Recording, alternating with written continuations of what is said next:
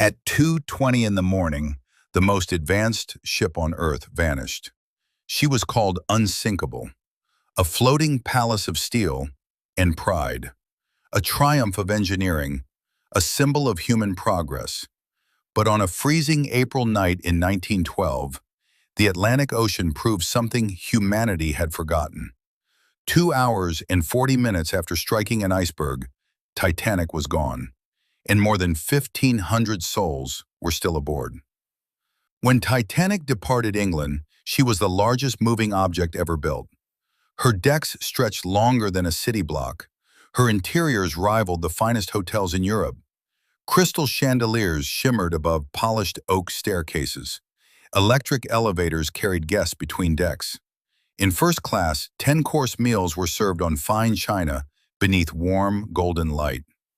Millionaires toasted to the future, to innovation, to the belief that man had conquered nature.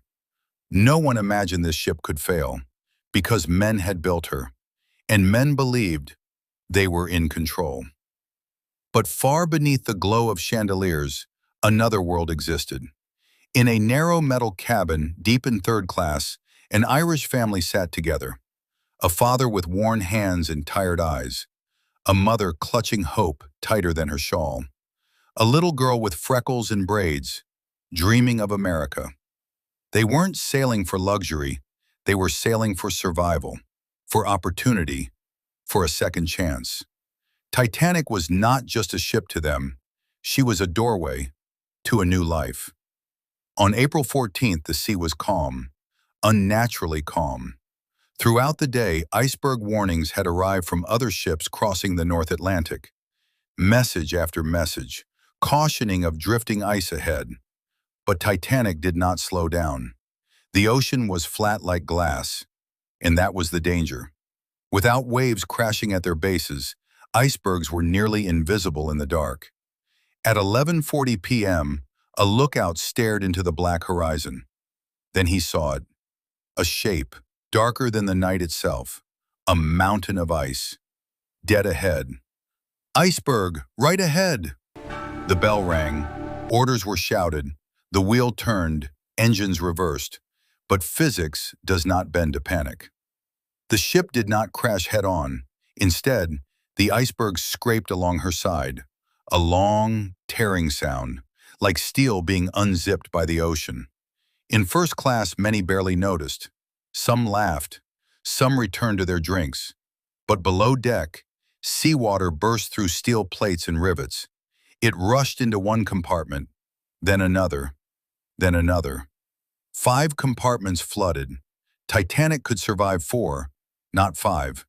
And in that quiet realization, the ship was already dying. Water climbed staircases. Crew members scrambled. Engineers worked desperately to slow the flooding. But the ocean does not negotiate. It fills. It rises. It claims. On deck, lifeboats were uncovered. There were not enough. There had never been enough, because the ship was believed unsinkable. Women and children first. Some passengers refused to board. The ship still looked magnificent, still steady. The danger didn't feel real. Some lifeboats were lowered, half empty. Below deck, confusion spread. Corridors were unfamiliar, directions unclear. Water crept along the metal floor.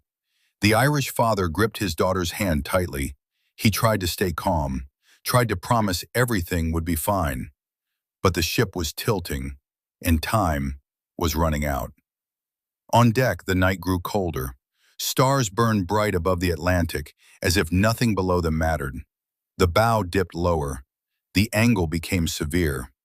At one lifeboat, the mother and daughter were helped inside. The father was stopped. There was no room. Their eyes locked. No dramatic speech, no final words, only understanding. He forced a smile. She tried to be brave.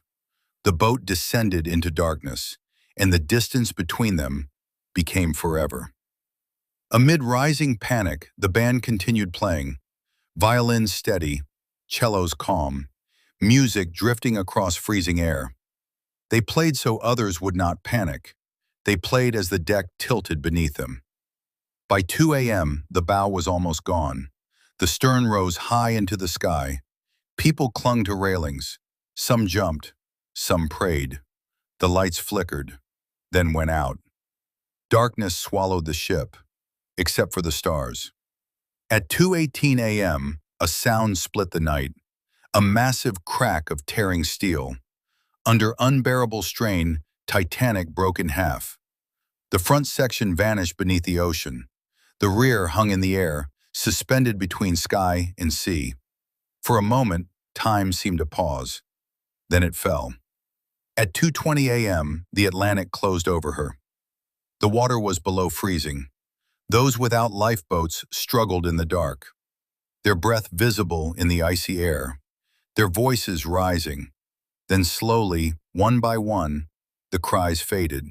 Not because rescue came, but because strength does not last long in water that cold. Within 15 minutes, most were gone. Hours later, as dawn painted the horizon in pale blue and orange, the rescue ship RMS Carpathia arrived. It pulled 705 survivors from lifeboats drifting across a calm sea. More than 1,500 were not saved.